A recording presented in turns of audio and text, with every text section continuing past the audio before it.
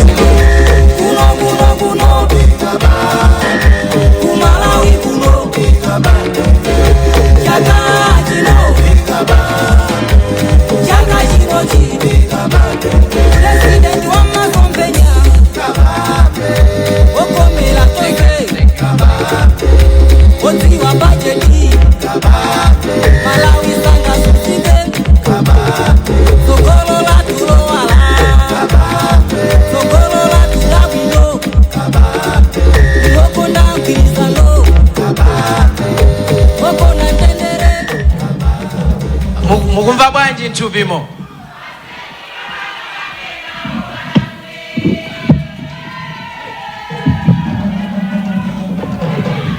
Zikomo tikoza ukhala pansi.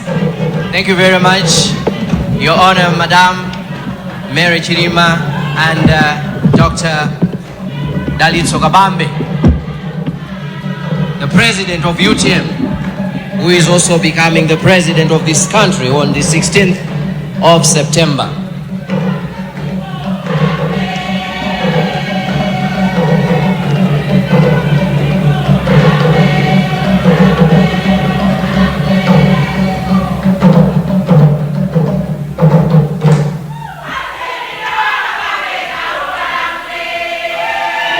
Zikomo kwambiri. Nthawi ino tafikano kumapeto kwa programu yathu ya manifesto. Manifesto ndamenewa mukawerenga ndithu komanso kugwiritsa ntchito njira zamakono.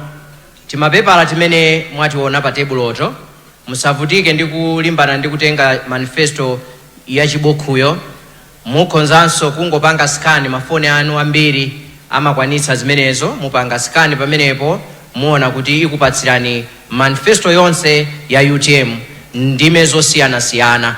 Kwinanso kumene muli ma QR codes amene wapangidwa distribute ma social media platforms mosiyana-siyana kuti anthu kumeneko mukwanitse kupeza manifesto yathuyi. Izi zanenedwa pano nzochepa chabe.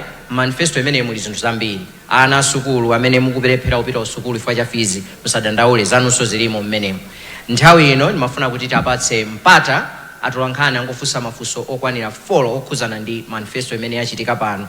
Kuti tikatero tiyimba nyimbo ya fuko lathu, tipemphera, tikatero tiyambe kuona kuli zakudya uko anthu khoza ndithu ena kumadya kusangalalira kuti manifesto yathu ya UTM takhazikitsa.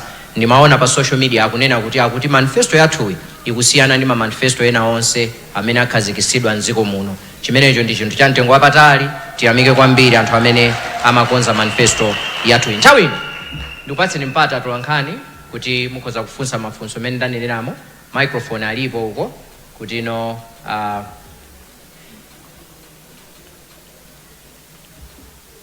apatseni microphone ena uko akufuna. Ena wali apawa.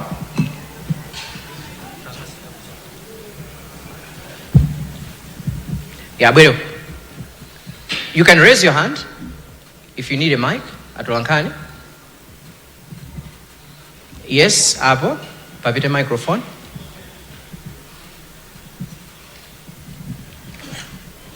Chabwino, zikomo kwambiri. Ndine Joseph Mazizi kuchokera ku Capital FM. Ndimafuna ndifunse kuti how realistic are you in your manifesto?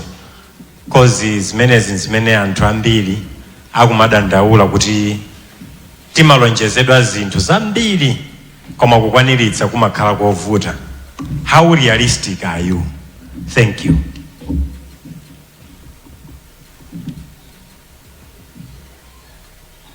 Tingofusiravi onse 4 ayankhire nthawi imodzi.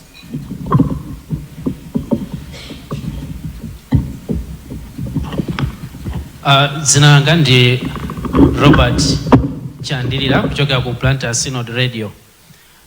Olemekezeka President, ndimafuna titadziwa komanso amalawi ali ndi chidwi kunjako mmene mwakhazikitsa manifesto imeneyi akufuna atadziwa kuti ndikuti chitseko mwachitsekiratu kwa zipani zina zimene mwina zingakhale ndi chidwi kuti zithe kuyenda nanu limodzi pa zisankho zimene za chaka chino. Zikomo kwambiri. Ndine Kenford Ndima wa Zodiac. Mwayankhulapo nkhani yokuti dziko la Malawi lili mavuto akulu angongole. Mukuyankhulanso nkhani manifesto mwanu kuti mutsitsa misonkho zimene kampani zimapereka komanso misonkho ya katundu.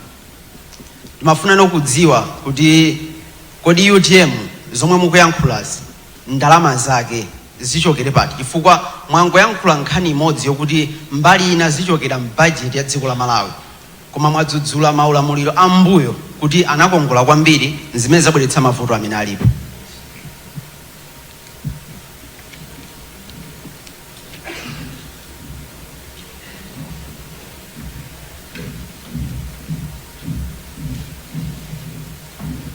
Aliponso wina.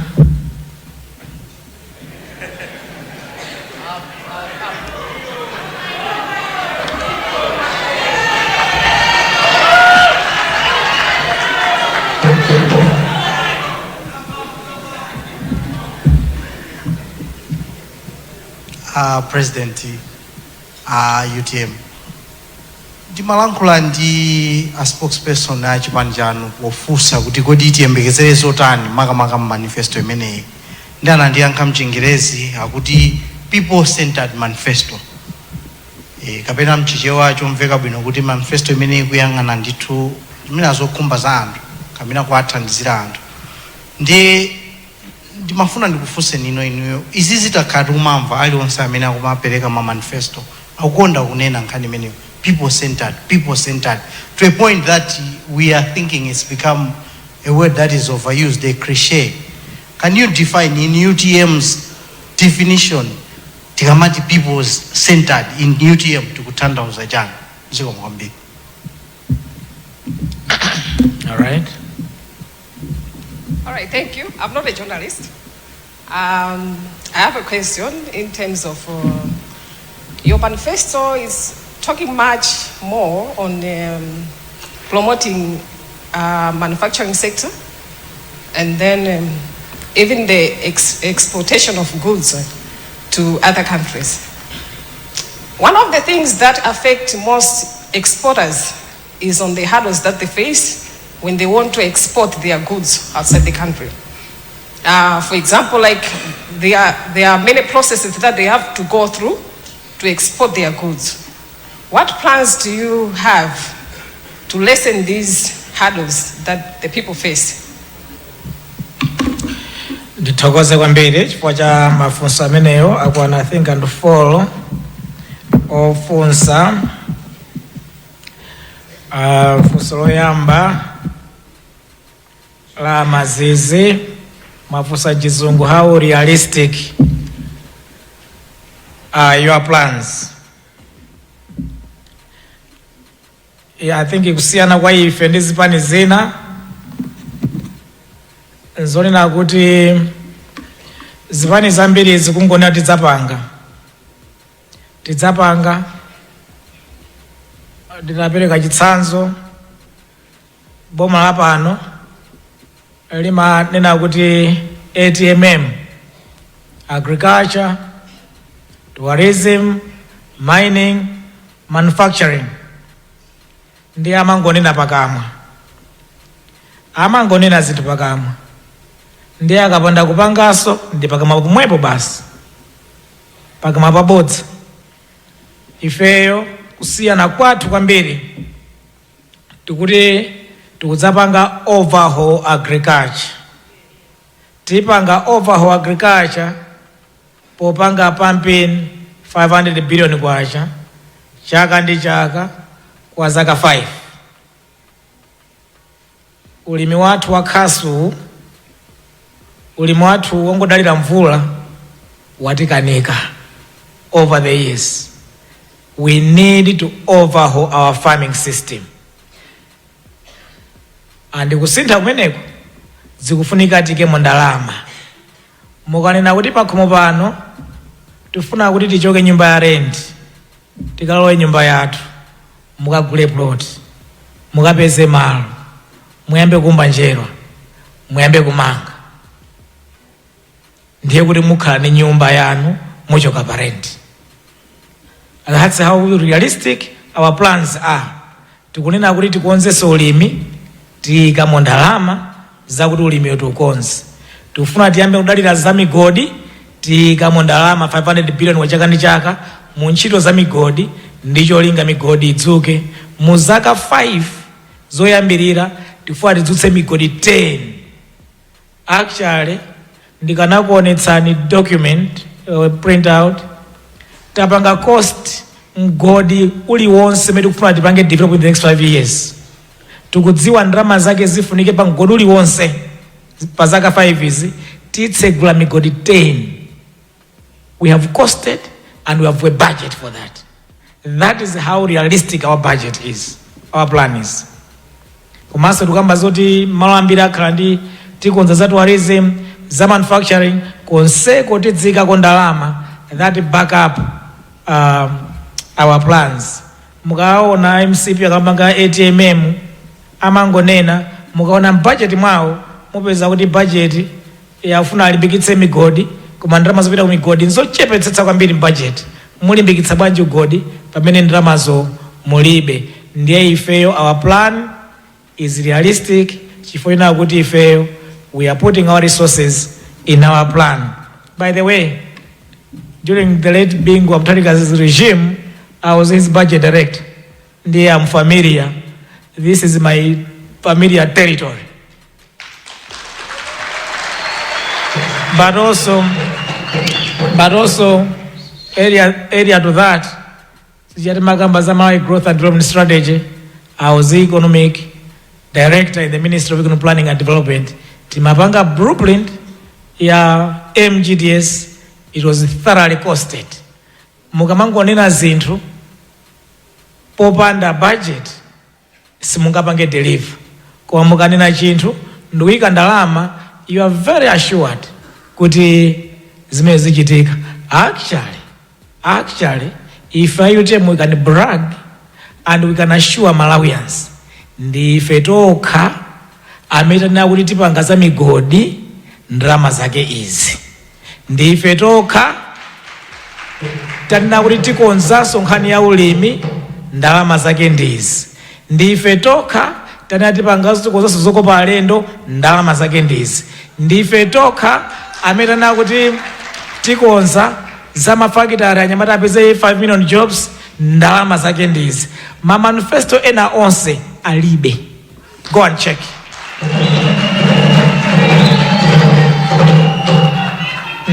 That is how realistic our plan is.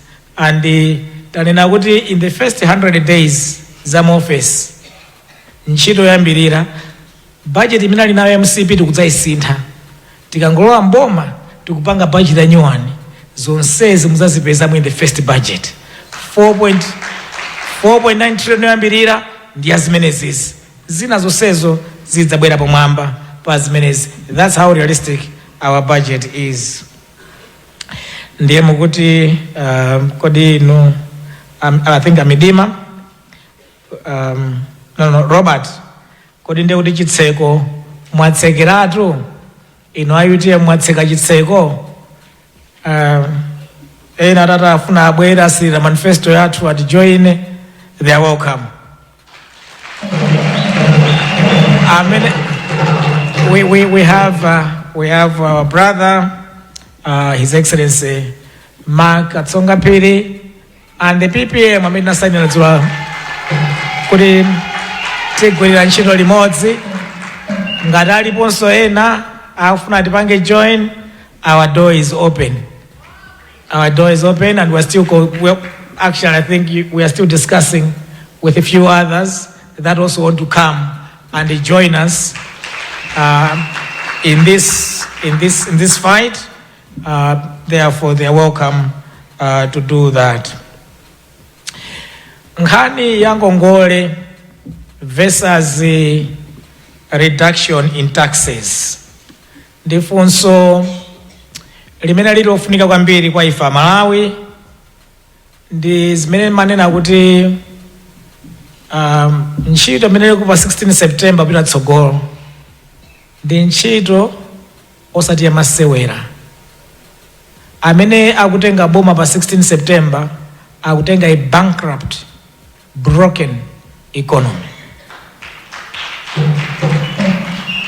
Akutenga dziko limene lili ndi zingongole zimene ya 24 trillion zija, and yet ili ngati nyumba yakuti muli ndi 100 million kwacha akatapira mukupeza 100,000 kwacha pa mwezi. Chakwera economics imana kuti tikupeza 100,000 kwacha pa mwezi, tili ndi zingongole zakatapira 100 million kwacha pa mwezi, tizikabwereka 1 million kwacha pa mwezi kuti tizipitira kuyenda. That is Chakwera economics. Banja ilili olo mufune musafune mapeto yake mudzikhwedza muzimangira mufa. Banja la nzeru limana kuti tili ndi zakatapeza 100 million kwacha tikupeza 100,000 kwacha, bwanji tidye 50,000 kwacha. Ndiye titenge ka 25,000 kwacha tiyambe business ya mandazi, titenge ka 25,000 kwacha tiyambe kuchepetsa ngongole. Imeneyo ndi the UTM plan. Imeneyo ndi UTM mmene tikuna kuti tikangolowa mu office ntchito yoyamba ndikukonza chuma cha dziko lino. Fiscal plan ndikukonza kuna kuti ifeyo tizifinye, ndafotokoza kale austerity measures, tizifinye for the first 2-3 years koma metu kuzifinyamo tikupanga ka business ka mandazi, tiike ndalama ku mandazi fainoke tizimane. Tikatero ka business kejeka kamakula tichoka pa 100,000 tikumamba pesa 1 million, tikupeza 20 million, tikupeza 100 million. Ngongole tikuchepetsa ukuka ndalama kopisika ukwera. In that way you balance quickly our books, and anaja timavutika kwa atumiza maskulu abwino aja, they will now go maskulu abwino. Tiye mbapeza good health service, ticho kwa nyumba ya renti pa nyumba yatu, tiye mbapeza galimoto abwino yomaendera. Imene yonde UTM's fiscal plan. Chotero zimeti kuna kuti tikangolowa mboma day 1 tikusinthira tupanga over our fiscal plan.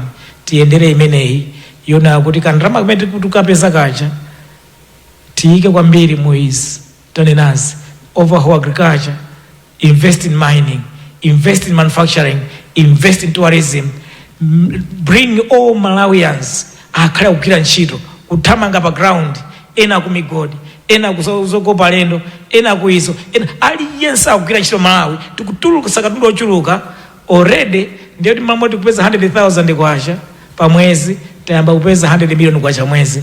We want to grow the economy first, then reinvest that growth into other sectors, or social sectors of our economy. Plan yatu is fiscally prudent, economically prudent, and everything else prudent. Koma mugama panga grow like that, then aliyense amve obwino o current growth in the economy. Chifuma business gata kufinyika, then you can't have growth. You need to support the businesses by bringing down taxes. Ndiye ma taxes atuwa, no any other party can beat our taxes. No any other manifesto that I know of can beat our taxes. Mukanena people-centered manifesto ikutanthauza number 1 kunena kuti alimi amene pano akufinyika akumagula fertilizer pa 158,000 kwacha per bag. Tikakonza nkhani ya production ya fertilizer nziko mwe muno, mtengo wa fertilizer utsika to no more than 50,000 kwacha per bag. That is a people-centered plan. Alimi make up 80% of our population. Amadalira their livelihood from farming. Tikakonza nkhani ya ulimi, automatically 80% ya anthu onse amene ali ku ulimi apeza phindu labwino. Achinyamata ndanena kale, they make up over 75% of the population are below 35 years of age. Tikakonza nkhani ya migodi kubwera ntchito 5 million. Tikakonza nkhani ya mafakitare kubwera ntchito 5 million.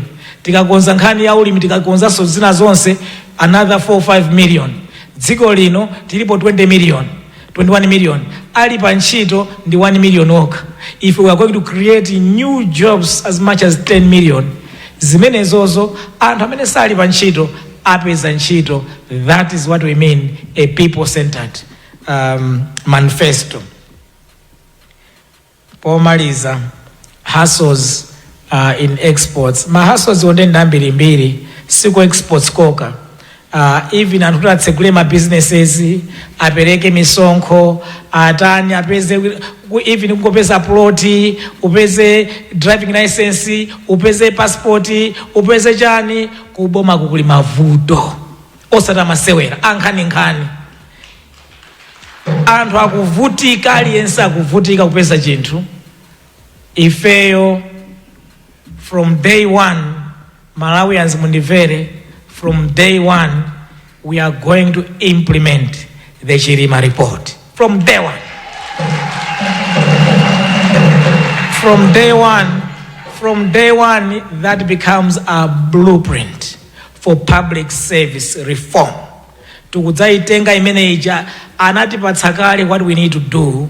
If you from day 1 tukudzaitenga imene ija, we are going to overhaul the entire public service in Malawi, make it more business friendly so that we move the country forward. By the way, popanda that reform ziko lino silipita kuna kulikonse. We need that reform. Atatipatsa kale, atatipangira kale. We just have to have a leadership that can implement that reform. Ndiye mukandifunsa ine a president mukatenga boma pa 16 pano ntchito yanu yoyamba day 1 indeed ineyo ndikupanga announce implementation ya Chilima report, reforms report from day 1.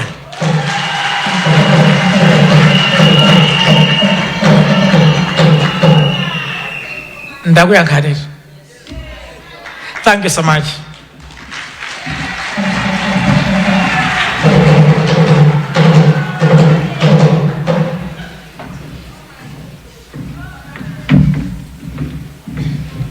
Zikomo kwambiri excellency. Nthawi ino timafuna kuti Mungu pereka manifesto oyimirira ndi mezosiyana-siyana. Oyamba titana a president a PPM kuti mubwere kuyimira zipani zina zonse zimene zingakhale ndi chidwinso kuti ziwerenge manifesto imeneyi. Komanso titane a deputy president a NDP kuti so mubwere mudzalandire manifesto kuti mukayionetse ku chipani.